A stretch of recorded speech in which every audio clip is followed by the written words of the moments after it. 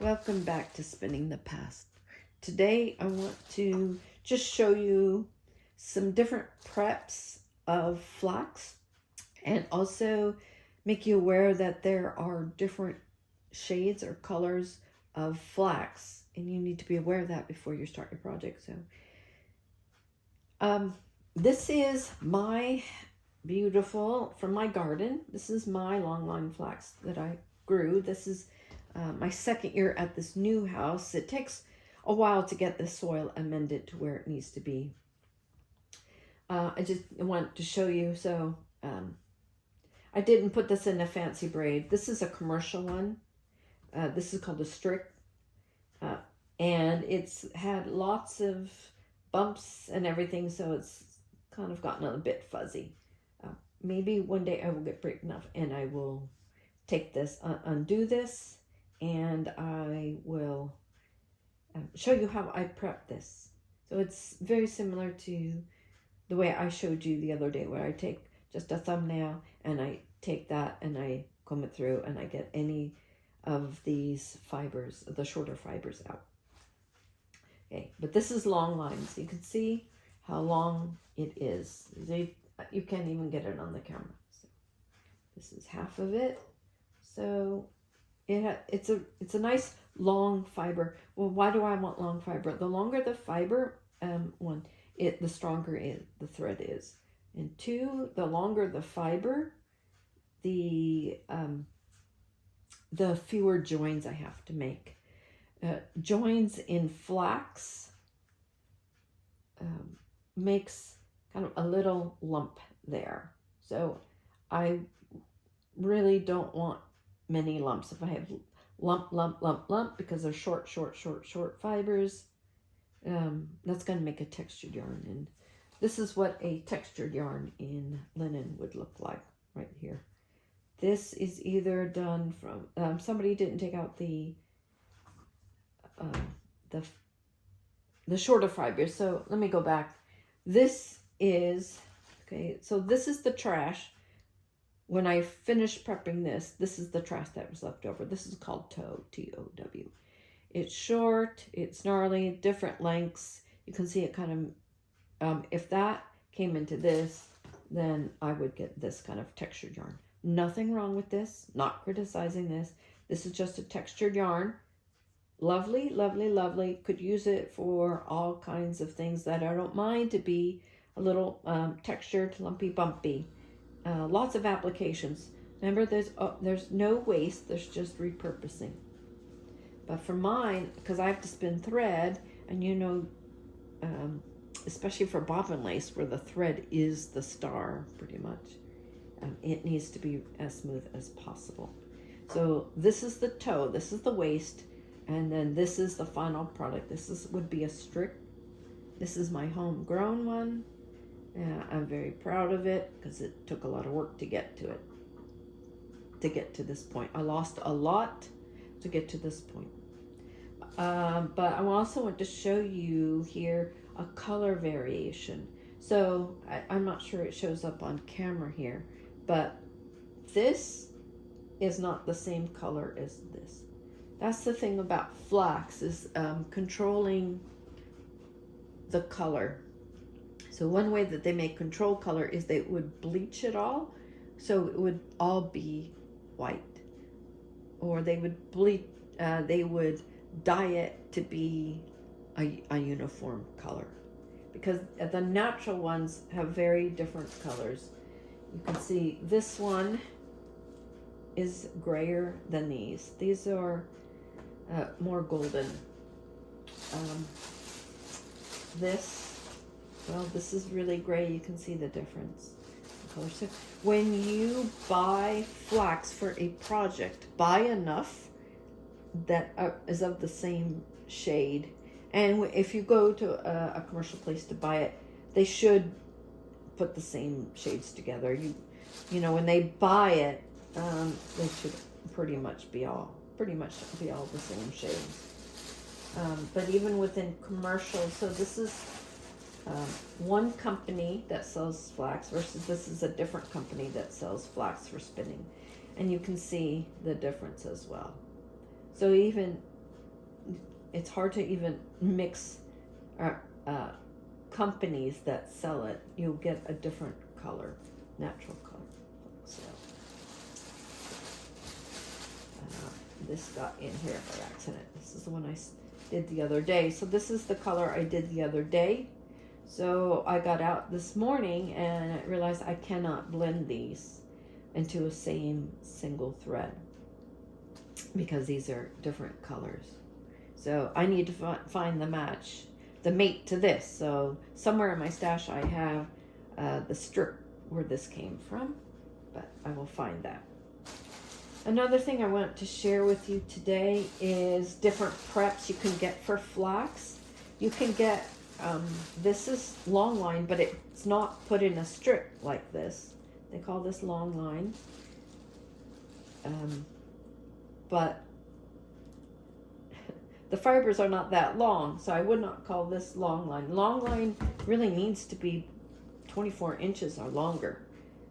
But this is, you also, when you sew, if you are able, I would check the quality of what you're buying. So this is, you know, this long. Again, everywhere I would have to join would be a bump. So this would not make for my project, I'm just talking for my project. You have to think about what your project is. This is perfectly usable, perfectly usable, but not for this project. This is Sliver. So all of these terms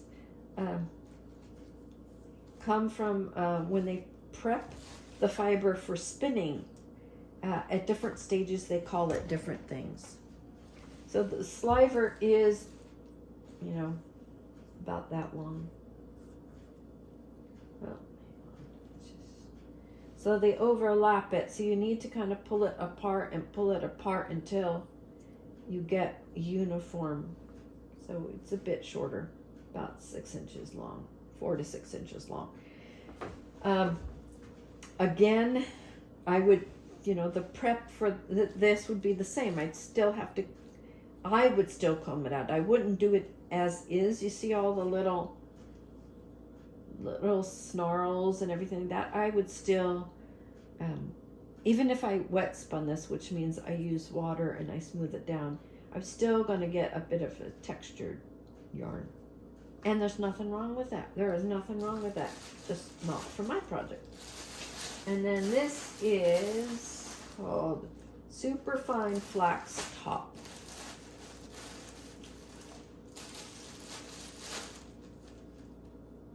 Again, I would have to take this out. I'd have to find its end. Find an end. You can see how snarly it is. How you kind of have to prep flax before you use it. See, this would be toe. So these snarly bits, this is toe.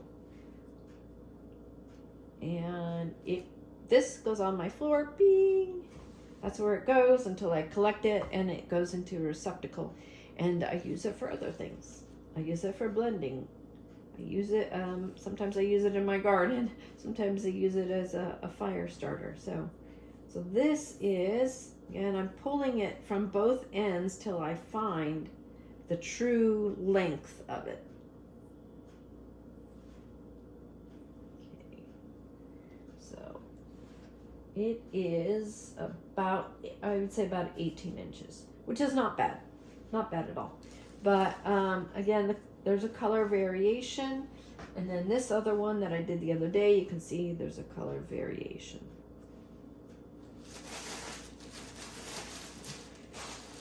So we have, this is a strip.